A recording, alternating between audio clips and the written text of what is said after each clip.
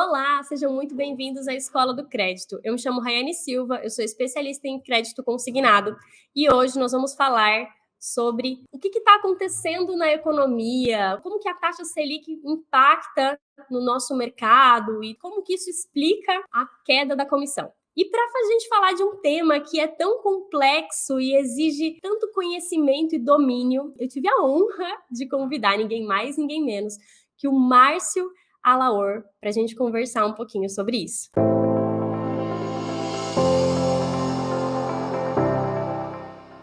Então, para a gente já ir começando, eu vou colocar ele aqui na tela para a gente bater um papo. E aí, Márcio, tudo bem?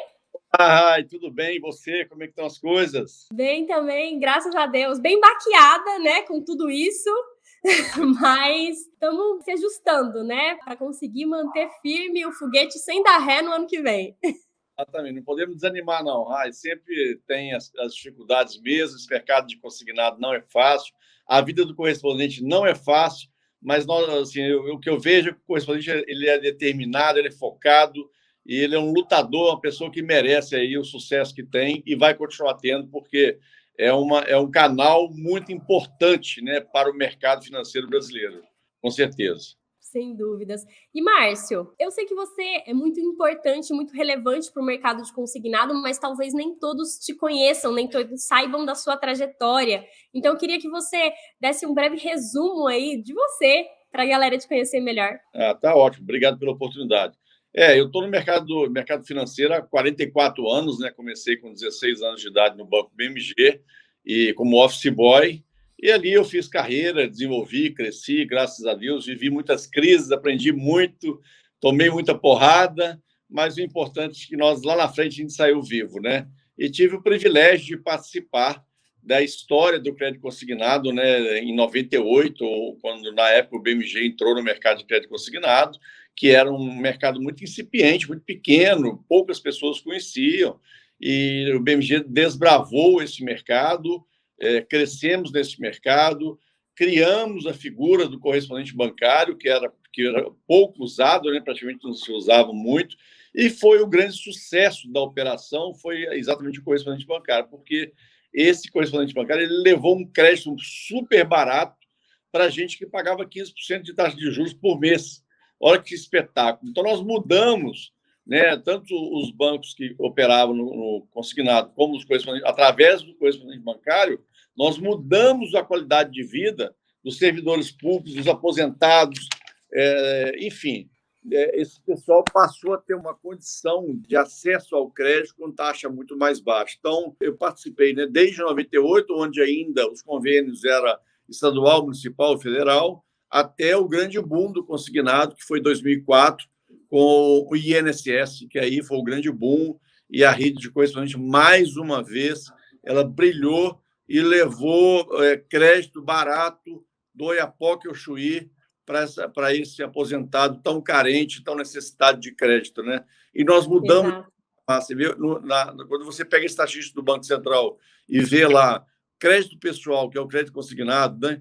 Ele é o que mais cresceu ao longo dos 20 últimos anos e com a taxa mais barata. Então, e a gente tem muito orgulho de ter participado dessa história, muito orgulho de ter ajudado essa rede a crescer, e a gente confia e acredita muito ainda na rede, que ela tem um papel preponderante para continuar nesse mercado. Muito legal. E quando você fala isso, né, sobre o correspondente que levou esse crédito para o Brasil inteiro, tudo mais, a gente criou uma rede gigantesca, né, de promotoras, de correspondentes, de parceiros, de vendedores e tudo mais. Ao mesmo tempo, como é um mercado novo, durante todos esses anos ele passou por muitas regulamentações e altos e baixos e muita mudança e tudo mais. E como nem todos dessa cadeia estão muito familiarizados com conceitos de economia e finanças, nem sempre eles conseguem entender o porquê dessas mudanças, por que isso acontece, qual é a lógica de tudo isso. E a Escola do Crédito tem muito a intenção de trazer a luz a isso, né? Por que isso acontece e tal. E eu queria entender, do ponto de vista econômico mesmo, né? O que aconteceu nesse momento especificamente que fez com que a gente tivesse, por exemplo, uma queda de 1/3 na comissão? Tá. O que eu vejo é o seguinte: na verdade, né, o Brasil está passando por um momento difícil, né, um momento de inflação principalmente alta, né, é crescente a inflação, e com isso, por consequência, o governo tem que aumentar a taxa de Selic para tentar conter isso aí. Aumentando a taxa Selic, ela está aumentando o custo de capital dos bancos. Não tem como o banco permanecer com a mesma taxa de juros se está sendo aumentada a taxa de Selic, que é a referência, né, que os bancos têm para fins de empréstimo. Né? Então, a partir do momento que ele quer resolver o problema da inflação, e ele tem que fazer isso mesmo, ele tem que aumentar a taxa Selic, ele vai estreitando cada vez mais o spread bancário, vai reduzindo o spread bancário, né, que é também ruim, né, os bancos, principalmente os bancos pequenos e médios que trabalham muito com o correspondente bancário, ele tem que fazer alguma coisa. Então, o que ele faz para manter o spread dele? Ele reduz o comissionamento, porque é a forma que ele tem de manter o seu spread. Agora, o grande problema não está aí. Quer dizer, um dos problemas é isso aí. Mas, infelizmente, quando o governo sobe a taxa Selic, ao mesmo tempo ele deveria deixar que a taxa limite de empréstimo do consignado, no caso do INSS, que é tabelada a 1,80, né? Se está subindo a taxa Selic, é natural que você aumente a taxa de juros um pouco para compensar aquilo ali. Só que o governo não faz isso, ele aumenta só um lado, ele vai lá e aumenta só a taxa Selic e não deixa aumentar a taxa do empréstimo.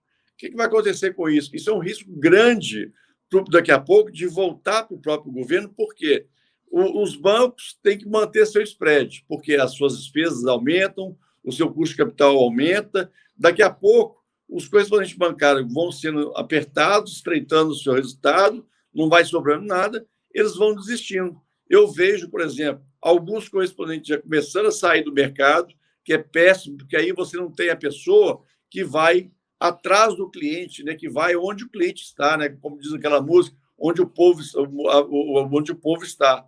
Então, ele deixa de buscar esse cliente porque o resultado dele passa a ser tão pequeno que não paga as despesas. Então, tem que ter uma política do governo também de olhar o lado dos bancos, porque tem banco que daqui a pouco o spread vai ficando tão apertado que ele prefere direcionar as suas aplicações para outro segmento, que não o consignado.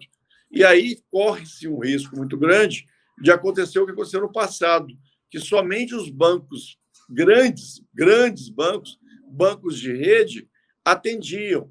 E isso que pode acontecer?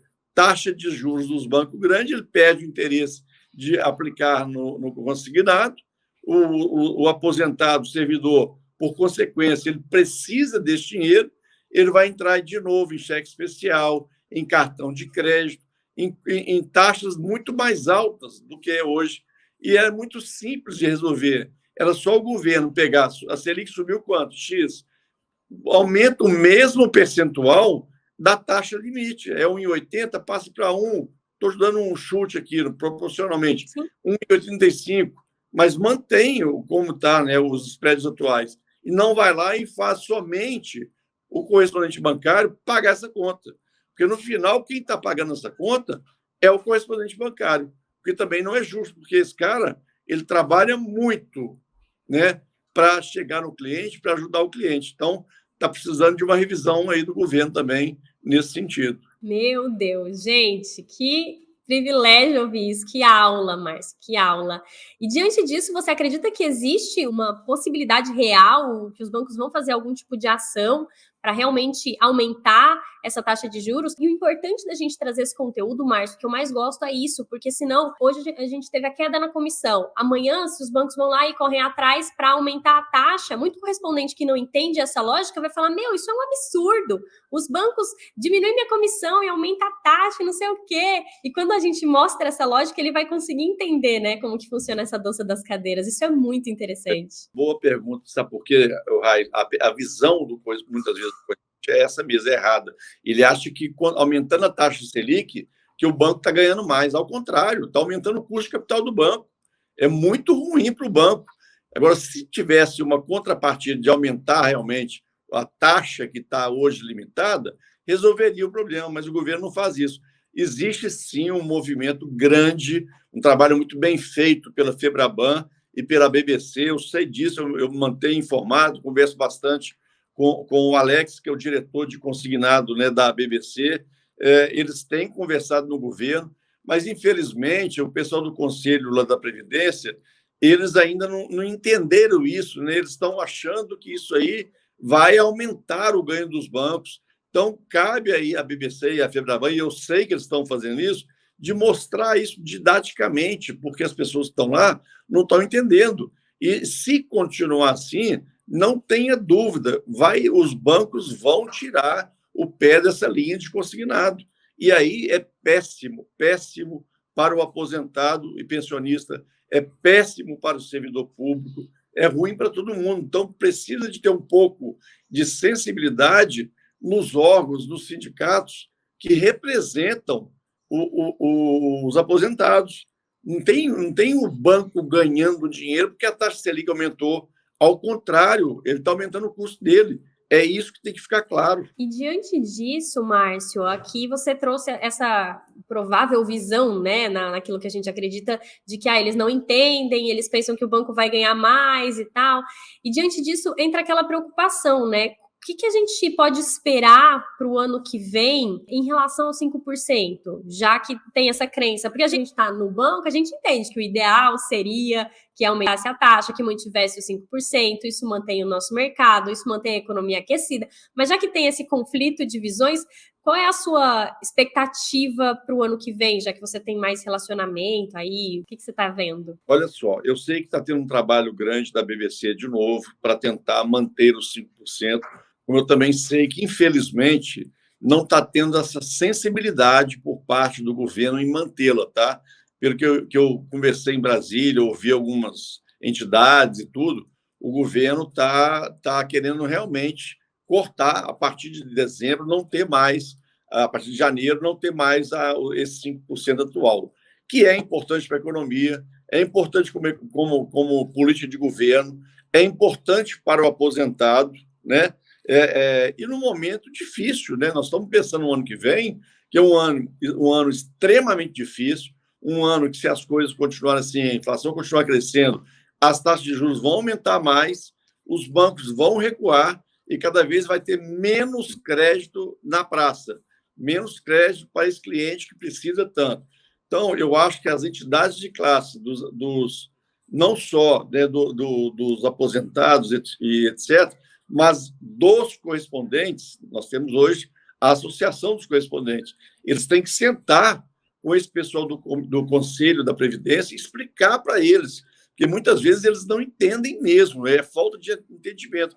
E é hora de se dar as mãos, de se unir, porque se cortar os 5%, na minha opinião, o ano que vem, nós vamos deixar de injetar muito dinheiro na economia. Não vai ser pouco, não, vai ser muito. E o que é muito ruim como política de governo. Quer dizer, ainda mais no ano de eleição. Quer dizer, o aposentado vai ficar muito chateado, para não falar outro termo, se ele quiser pegar um empréstimo com taxa de juros baixo, que é o consignado, e não conseguir. Então, tem que mexer agora, nós temos um tempo curto para fazer isso aí, mas tem que unir a Associação dos Correspondentes com a BBC, Febraban, Conselho da Previdência, com o objetivo de manter esse 5%. Entendi. A gente sabe que essa não é nem a primeira e nem a última montanha-russa que a gente vai viver no mercado, né? E você que já viveu muitas, se você hoje, né, tivesse diante de uma operação mesmo, quais ações você tomaria nesse cenário e vislumbrando ali o futuro, sabendo de toda essa questão da taxa, da comissão, das perspectivas para o ano que vem, se você se manteria, se você não se manteria, porque assim, muita gente deve estar pensando em desistir, né, diante de toda essa situação, diante de um ano que foi tão difícil, com tanta coisa que aconteceu, a gente finaliza o ano assim, muita gente deve estar pensando em desistir, mas a gente sabe, né, que o correspondente, ele é guerreiro, ele é o sonho dele, ele construiu do zero ali aquela estrutura com 10, 20, 30, 50 pessoas. Às vezes a gente vai lutar até o fim, a gente não vai deixar a peteca cair, então quero saber o que você faria se fosse você nessa situação ali. Se eu fosse um correspondente, Uhum. não, eu não ia desistir, não, sabe por quê? É o que você falou, e eu participei de toda essa história, né? Ao longo de 22 anos, não teve um ano que foi fácil, mas as coisas pioravam de um lado, mas vinha aumento de prazo, vinha aumento de margem, alguma coisa acontecia. E o consignado hoje ele é tão importante, né, como eu já falei, como política de governo, para o aposentado que tem a linha mais baixa e tudo, que eu prefiro acreditar que o governo vai dar uma solução, né? Agora, recentemente, o governo, sensível a isso, abriu uma linha de FGTS. Por quê? É necessário, e você vê o volume de empréstimo está sendo feito com linhas de antecipação do FGTS, pô, é absurdo, quer dizer, mostra a carência que tem esse mercado. É mais uma linha diferenciada que mostra a carência. Então, eu prefiro acreditar que o governo e nós aqui, unindo força, bancos, a associação, unir força e mostrar isso para o governo também e mostrar isso para que o governo ele mude essa posição dele, porque pagar para ver, como foi o erro do ano passado, 5%, que aí todo mundo ficou com a margem virada e o aposentado batia nas portas dos bancos, na porta do correspondente, não conseguia tomar empréstimo, irritava ele e ele passava dificuldade. Nós não podemos cometer esse erro de novo, né, Rai? Não podemos cometer. E sem falar, né, Márcio, que diante dessa situação da Selic, quando o banco ele não consegue, né, aumentar na taxa máxima, ele aumenta nas taxas flex. E muitos contratos estão em taxas muito baixas. Ano passado, a gente até conseguiu, né, reenquadrar em algumas situações. Nesse ano de 2022, vai ser praticamente impossível a gente fazer esse reenquadramento, sem falar em vários outros impactos. SRCC, quando a gente importa com menos. Então, assim, realmente fica insustentável, né? Vai. E o impacto grande vai ser para o correspondente e para o cliente, né? Exatamente.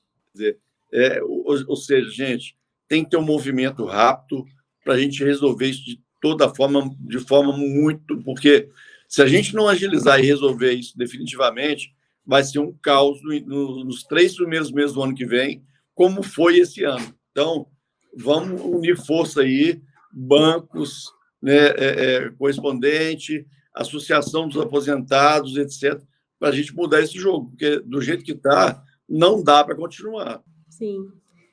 Gente, então é isso, e eu me coloco à disposição, né, o que eu puder fazer para ajudar nesse movimento de realmente manter esse mercado vivo, estaremos aqui à disposição e quero te agradecer imensamente, Márcio, por ter participado aqui, por ter esclarecido tudo isso, eu tenho certeza que foi de grande valia para todos que acompanharam, muito obrigada de verdade.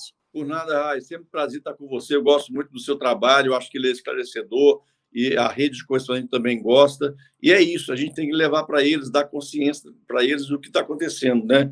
E se depender de mim, você sabe que o correspondente bancário ele sempre pode contar, porque eu sei da importância desse canal de distribuição no Brasil. Com certeza é o melhor canal de distribuição do país. Então é isso, muito obrigada, Márcio, muito obrigada, pessoal que assistiu até aqui, até a próxima, tchau, tchau. Tchau, tchau.